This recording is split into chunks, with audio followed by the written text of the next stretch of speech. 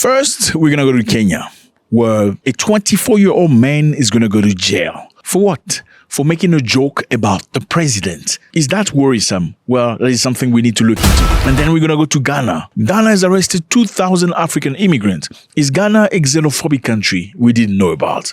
We're going to find out about this. What's up, everybody? I hope you're doing good. It's a beautiful day. Thank you very much for stopping by. You are appreciated. You know, this is home. I don't know who you are, but hey, you're welcome. We want you here. We want you to stay. We want you to come back tomorrow.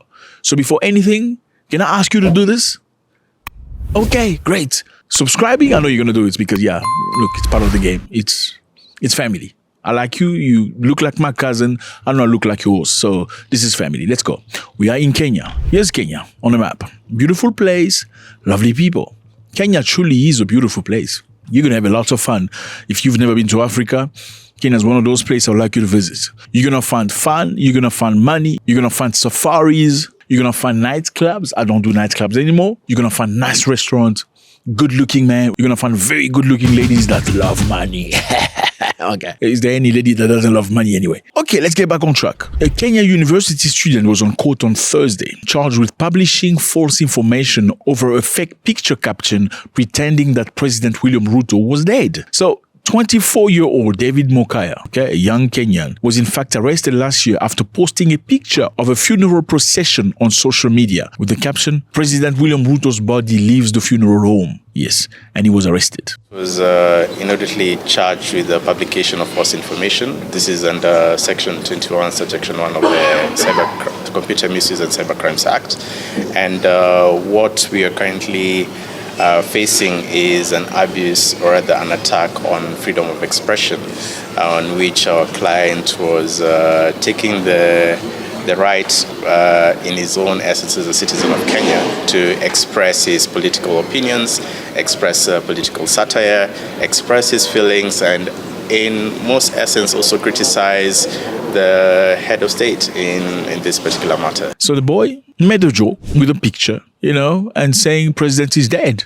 His body leaves the funeral. He's arrested and he faces severe jail terms and might be going to jail for a long time. Does this worry you? Well, if this doesn't worry you, then the human rights group are very worried. They say Kenya has been cracking down on critics of the government since massive protests against tax rises and corruption last June. So in Kenya, as you can see, last June, many people went to the street, very angry at the government, particularly the president. Why? Because, they came up with an idea of adding tax on many things. What things? Tax on bread. So you buy bread, you pay tax on top of it. Tax on period pad. Every time a woman gets a period, you have to buy the pads and pay tax on top of it. Tax on cancer treatment. So if you have cancer, you have to pay for the treatment and pay a tax on top of it. What was the goal?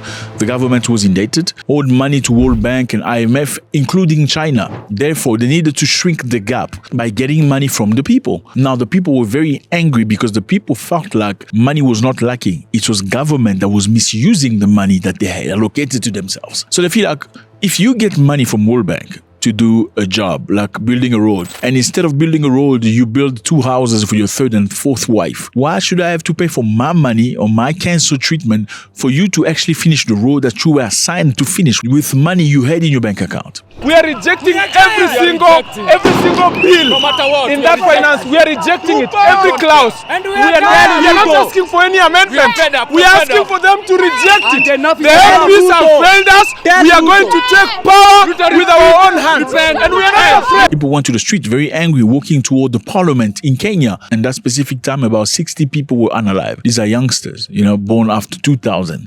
Very sad situation for Kenya. Now, the human rights is accusing the Kenyan government, saying what they're doing right now is cracking down on critics. I was watching a video the other day of an Irish man explaining how you know a shithole country. How do you know a shithole country? Literally, the police screams at you for no reason and you have no right to respond. If you respond to the police, you get arrested. And if you don't respond, he asks you why you don't respond. I'm talking to you. Number 2, if you want to know what a shithole country is, foreigners have more rights than locals. When a foreign person from Europe comes to this country and do negative things, locals cannot ask him questions because he's going to call a general. Foreigner from Europe will have a general backing them in Africa. Africa. So if an African man tries to question him for anything, he calls the general. And what does the general do? He doesn't ask what happened. They just take you, put you in the boot, and go throw you in jail. That's how you know a shithole country. It says in shithole countries, you see colonels and generals and all that in driving on the road. Because in normal countries, you don't see soldiers in the street. Right? When you go to normal countries, respectable countries, have you ever seen a general in the streets? You don't see them in the street. You see them on TV. In shithole countries, you see military general, military commander, battalion commander walking around the street. In normal countries, they are in camp. He says another word to identify a shithole country is that you cannot make a comment or critique the government. If you critique the government, they're going to come find you and take you. You're going to disappear. That's why I say, fellas, in Africa, there is one country that a lot of people need to give a level of respect. And I'm saying it's loud and clear. In South Africa, people talk about the president. I mean, look at this man. Ramaphosa could not present the facts in front of Donald Trump. You've got a coward president. He left here. Ariela, he won't be bullied. When he arrived there, he was shaking. This is Julius Malema calling the president a coward. Okay? In your country, he would have been arrested a long time ago and his political party dismembered.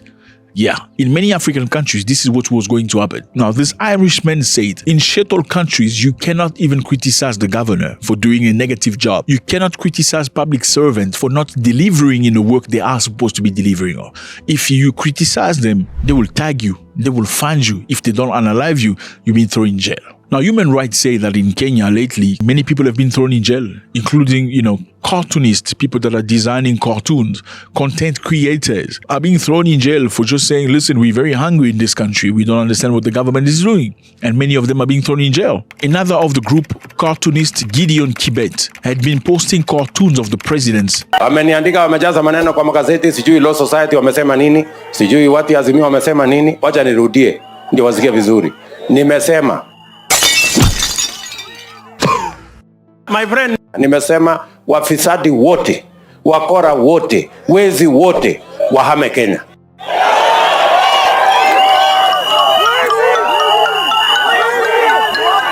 Ama mnasemaje? Tunaelewana jameni? Tunakubaliana? Mambo ya wafisadi na wakora Kenya ni ngapi? Wahame Kenya, waende jela, ama? Ndio, my friends. But then he was abducted. And after his abduction, he came out and said he will never do it again. So this boy disappeared. When he disappeared, people said that government was abducting peaceful protesters. And the government refused to acknowledge that. They said, no, we're not doing abduction here. There's no abduction happening here. But then when this Gideon came back, when he reappeared, he said, okay, guys, I'm here. I was not abducted, but I'm not doing any politics anymore. I mean, just think about it. You were very vocal. Everybody applauded you because you were talking openly about negative things happening in the country. You disappear. People think that you were abducted. They said there was no abduction conducted. Then you reappear. Then all of a sudden you mute. You can't talk anymore. I think as much as we want freedom, I don't know if Africans are ready for democracy. Africans want democracy when they have no power. Once they have power, then they go, whoa, we're not going to let them be too democratic. It's not going to happen. You need to have limits to what you can say. But when they're not in power, then they want to be free to speak. They want to have the ability to criticize with no problem. But as soon as they get into power, when somebody critiques them, they throw them in jail. When somebody questions their decision, which has shown to be negative or detrimental to the country, they throw them in jail. So is Africa ready for democracy? Now, if you're going to be president of a republic, I just feel like it means you chose to expose yourself to people's critics, right? Don't be president. Don't lead a country or don't be a governor. If you're going to be a leader, people are going to criticize you. So you got to have a very thick skin to tolerate the critics. I mean, again, let me talk about South Africa. Cyril Ramaphosa is criticized every single day. They call him names. They say he's a coward, he bent over, he has no strength, he's so... Never you hear a story that people were abducted and thrown in jail because they spoke out. No, that is the level of democracy that many African nations don't have. Again, if you're going to be a leader of a country, you must understand whether you do good or bad, people are going to criticize you. Therefore, you make a choice not to make people perish or make other people's family sad because they criticized your decisions, because that's the choice you made. Nobody forced you. 24-year-old guy made a joke, creating an AI, whatever picture of the president's body coming off the funeral. He could be facing a very long very long term in jail. Is that a good thing or not? I want to know from you. Kenya, a country where constitution guarantees freedom of speech, the government seems to have its own rules. You are only allowed to speak as long as it's not funny. Now we're going to Ghana. Fellas, Ghana. Here's Ghana on the map. Beautiful place, lovely people. Ghanaians are some of the nicest people I've seen. Okay, that's my personal experience. Nicest people, very, very friendly. I never felt like a foreigner in Ghana. I'm just gonna be honest with you. Never. They just looked at me and say, "Hey, Pacho, good afternoon." I'm like, yeah, but you are Ghanaian. I'm like, no, you are Ghanaian. It was really an amazing feeling. But now, Ghana has arrested 2,000 undocumented foreign nationals. Is Ghana a xenophobic country that's been acting up, perhaps? We're going to find out now. Ghanaian immigration officials say they detained 2,000 undocumented foreign nationals in Accra on Friday in an operation to dismantle criminal networks and curb street begging. We zoned the whole national capital into 11 zones, from Zabuzongo to KIA to Medina, Abokobi, and what have you. And as we speak, we've arrested 2,241 foreign nationals, made up of the following: 384 male adults, then 577 male children, 525 female adults, and then 755 female children. All these persons are currently undergoing profiling. Okay, so these people are illegal immigrants. About 2,000 have been detained because they've been involved in criminal networks and doing illegal begging in the street. Apart from the undocumented ones, we are looking for whether there are persons of interest. For such persons, we'll take them through the normal legal process. Those that are undocumented are engaged in these begging and other criminal activities.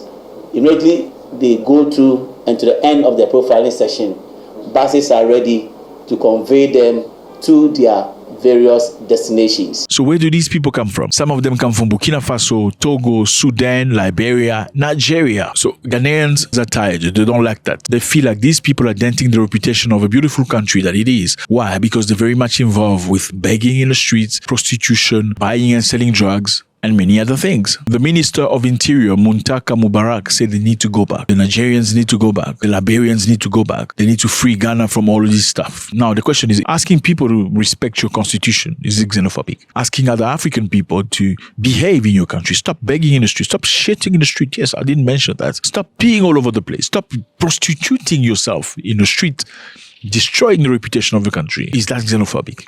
I mean, if an African brother comes to your house and start doing things that are inappropriate, do you calling them to action xenophobia? No. You can't go to other people's country and want to transform it into a negative. It doesn't work like that. You need to go to other people's country and respect it. Amongst them, about 196 Nigerians have been arrested as well and being sent. And I was watching an interview of one of the representatives of the Nigerian consulate said the proceeding was illegal and the breach of the right of the Nigerians that's been arrested. Well, that's very interesting because, look, Ghanaians were in Nigeria. In the 1970s, they were expelled in number from Nigeria. In the 1970s, Nigeria experienced an oil boom, making it one of the richest countries in Africa at the time. So that's when they discovered so much oil. And it was amazing. You know, it was a great opportunity for so many people. Many people from different countries migrated to Nigeria looking for opportunities. And some of them went to work because some of the jobs that were available, Nigerians didn't want to do it because they looked at these jobs as irrelevant to their standards. So many Ghanaians and people from other countries went to Nigeria looking for jobs. But then in early 1980s, global oil price collapsed, leading to a severe economic recession in Nigeria. It was very difficult in Nigeria. There was no more enough job, no more money like that. So the Nigerians blamed it on the foreigners.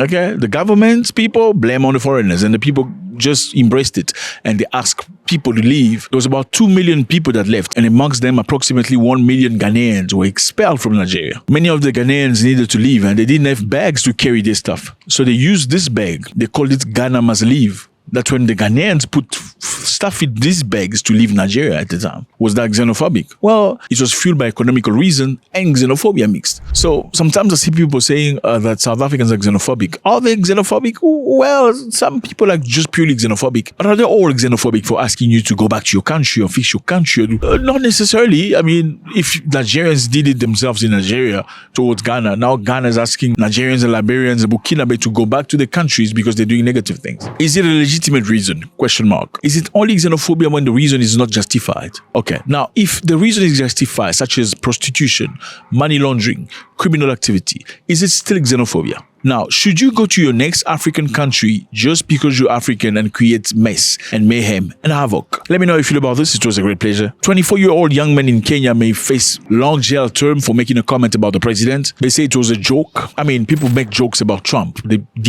make pictures of him looking like a stupid thing. We need to build a wall. We need to build a wall. My ratings are tremendous. Everything I do is tremendous. I even have Mike Pence with me.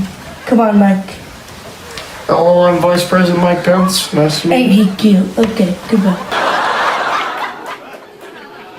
Who are you drinking your water like? Donald Trump. Have you ever heard somebody thrown in jail for designing Trump? I don't know what problem African people do have. And this is not limited to Kenya. This happens in many African nations. They open your mouth against the government, my brother, you gone. God bless.